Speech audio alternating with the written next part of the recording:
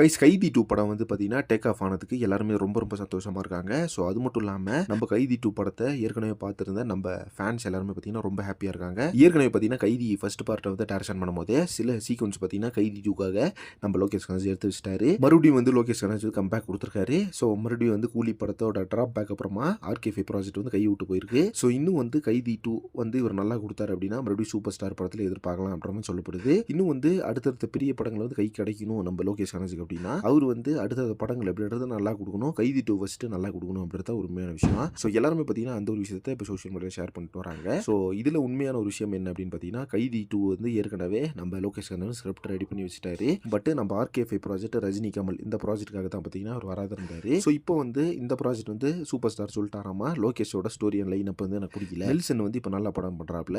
அதே மாதிரி இப்போ ஜெயிலர் 2 படமும் நல்லா வந்துருக்குது. கண்டிப்பா நெல்சனை நம்பி படம் பண்ணலாம் அப்படின்ற மாதிரி நம்ம கமல்ஹாசன் சார்ட்ட சொல்லியிருக்காரு. ஸோ ஏற்கனவே பார்த்தீங்கன்னா ஒரு இன்டர்வியூல கூட நம்ம ரஜினி சார் என்ன சொன்னார்னா ரெட் ஜெயிண்ட் அண்ட் ஆர்கே5 படம் பண்ணுறேன் டேரக்டர் முடிவாகலை அப்படின்னு சொன்னார். இன்னுமே பார்த்தீங்கன்னா அந்த ஒரு விஷயத்தில் ஸ்ட்ராங்காக இருந்திருக்காரு சூப்பர் ஸ்டார். ஸோ ஃபைனலாக வந்து டேரக்டர் மாற்றிட்டாங்க. நெல்சன் தான் அடுத்த படத்தை பண்ண போகிறார் அப்படின்ற மாதிரி உண்மை வந்து வெளியே வந்துருச்சு. ஸோ இதை பற்றி உங்கள் ஒப்பீனியன் என்ன அப்படின்றத கமெண்ட் பாக்ஸில் மென்ஷன் பண்ணுங்க. வெயிட் பண்ணி பார்க்கலாம் நம்ம நெல்சன் வந்து ரஜினி கமல் ப்ராஜெக்ட்டை வந்து எந்த அளவுக்கு கொடுக்குறாரு அப்படின்னு சொல்லிட்டு. அண்ட் அதே மாதிரி சினிமா பற்றின இன்ட்ரெஸ்ட் தவிர சேனலை மறக்காம சப்ஸ்கிரைப் பண்ணுங்க.